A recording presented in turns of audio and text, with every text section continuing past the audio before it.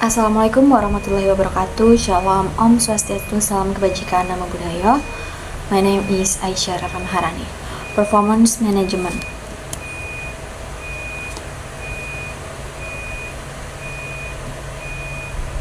Capaian pembelajaran mata kuliah mampu untuk merancang dan mengimplementasi berbagai aspek manajemen, mulai dari pengembangan bisnis baru, pengelolaan sumber daya manusia, mampu menganalisis dan menerapkan ilmu manajemen keuangan sumber daya manusia dalam suatu organisasi, mampu mengevaluasi efektivitas program pelatihan kepemimpinan dalam meningkatkan kinerja manajerial, mampu memahami mengenai ilmu manajemen dalam satu organisasi.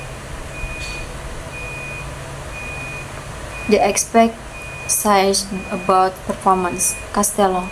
Manajemen kinerja merupakan dasar dan kekuatan pendorong yang berada di belakang semua keputusan organisasi, usaha kerja, dan alokasi sumber daya. Armstrong dan Baron.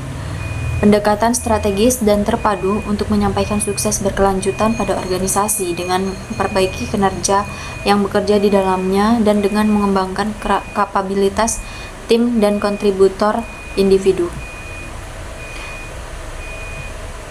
Definition of Performance Management. Manajemen kinerja merupakan sebuah cakupan proses pengelolaan sumber daya yang berorientasi pada peningkatan kinerja secara strategis dari hasil kerja yang dicapai untuk kemajuan tujuan organisasi. 2. The Advantage of Learning Performance Management. Sebagaimana Wibowo 2016 menyatakan bahwa manajemen kinerja tidak hanya memfokuskan pada keluaran dan hasil kerja langsung dari sumber daya manusia. Manajemen kinerja perlu memperhatikan manfaat atau dampak dari hasil kerja. Dampak hasil kerja dapat bersifat positif bagi organisasi. Misalnya, karena keberhasilan seseorang mewujudkan prestasinya, berdampak meningkatkan motivasi sehingga semakin meningkatkan kinerja organisasi. Namun demikian, dampak keberhasilan seseorang dapat bersifat negatif, misalnya karena bangga terhadap keberhasilannya, berdampak pada perubahan perilaku yang mengakibatkan suasana kinerja menjadi tidak kondusif. The advantages of learning performance management. 1. Motivasi untuk berprestasi terus meningkat. 2. Harga diri meningkat. 3. Manajer mendapat wawasan tentang bawahan. 4. Definisi pekerjaan dan kriteria diperjelas. 5. Wawasan diri dan pengembangan ditingkatkan. 6. Tindakan administratif lebih adil dan tepat. 7. Tujuan organisasi lebih jelas. 8. Karyawan menjadi lebih kompeten. 9. Perilaku buruk karyawan diminimalkan. 10. Ada perlindungan yang lebih baik dari tuntutan hukum. 11. Terdapat diferensiasi bagi kinerja karyawan. 12. Pandangan supervisor tentang kinerja dikomunikasikan dengan lebih jelas.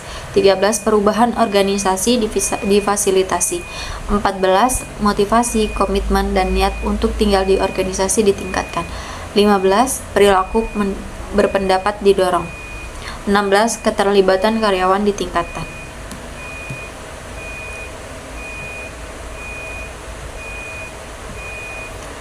8 Elements of Performance Management. 1. Output, Outcomes, Process, and Input. Output adalah hasil kerja, outcomes adalah berdampak yang dihasilkan sebagai akibat dari hasil kerja. Manajemen kinerja untuk membahas proses yang diperlukan untuk mendapatkan hasil kompetensi, dan input berupa kapabilitas, ilmu pengetahuan, keterampilan, dan kompetisi baik dari kelompok maupun individu yang terlibat dalam organisasi. 2. Planning. Manajemen kinerja terkait dengan perencanaan untuk mendapatkan keberhasilan di masa mendatang. Perencanaan yang baik mampu mendefinisikan harapan yang dituangkan dalam tujuan dan proyeksi bisnis. 3. Measurements and Review. Dalam pengukuran manajemen kinerja terdapat ungkapan if you can measure, if you can manage it. Manajemen kinerja bertugas mengukur hasil kerja dan mereview kemajuan pekerjaan apakah sesuai dengan target sebagai dasar melakukan tindakan-tindakan perbaikan. 4. Continuous improvements. Perbaikan yang terus-menerus adalah upaya perbaikan yang dilakukan untuk mendapatkan standar yang lebih tinggi pada setiap bagian organisasi, yang pada akhirnya akan menghasilkan kinerja yang yang superior. Dengan demikian diidentifikasi apakah efektivitas individu, tim, dan organisasi sudah pada level yang baik, yang paling efektif untuk melakukan langkah-langkah perbaikan. 5. Continuous development. Manajemen kinerja berperan menciptakan budaya kerja di mana individu dan organisasi belajar dan mengembangkan secara terus-menerus. Manajemen kinerja mengintegrasikan antara bekerja dan belajar. Belajar dari keberhasilan dan tantangan serta kegagalan secara intern dalam aktivitas pekerjaan. 6. Communication. Manajemen kinerja menciptakan iklim organisasi yang memungkinkan terjadi dialog terus-menerus antara manajer dan anggotanya untuk mendefinisikan tugas mereka serta menginformasikan misi, nilai-nilai, dan tujuan organisasi. Manajemen kinerja perlu menciptakan kesepahaman tentang apakah yang akan dicapai, kerangka kerja untuk mengelola dan mengembangkan pegawai sehingga target kinerja dapat terpenuhi. 7. Stakeholder. Manajemen kinerja bertujuan memenuhi kebutuhan stakeholder, pihak-pihak yang berkaitan dengan organisasi, yaitu pemilik, manajemen, pegawai, pelanggan, pemasok, dan masyarakat umum. Dalam manajemen kinerja, pegawai diperlakukan sebagai mitra yang minat dan bakatnya dihargai, gagasannya diperlukan dan didengarkan, dan didorong untuk kontribusi dalam menyusun target dan perencanaan untuk tim dan mereka sendiri. Manajemen kinerja harus memperhatikan kepentingan individu dan tim, sebagaimana mereka memperhatikan kepentingan organisasi. 8. Fairness and transparency. 4. Kode etik dalam proses manajemen kinerja yang disarankan oleh Winstanley dan Stuart Smith 1996 adalah menghormati individu pegawai, saling menghormati keadilan prosedur keputusan yang transparan.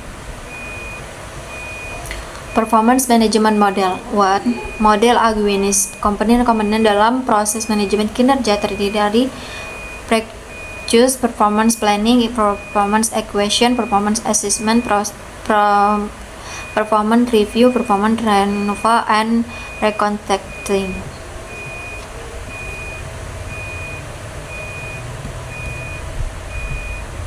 Performance Management Model. 2. Model New, Hallback, Gerhardt, and Wright. Sifat-sifat individu, keterampilan, kemampuan, dan seterusnya merupakan bahan baku kinerja. Bahan baku tersebut diubah menjadi hasil-hasil yang objektif melalui perilaku karyawan. Para karyawan dapat menunjukkan perilaku hanya jika mereka memiliki pengetahuan, keterampilan, kemampuan, dan karakteristik lain yang diperlukan.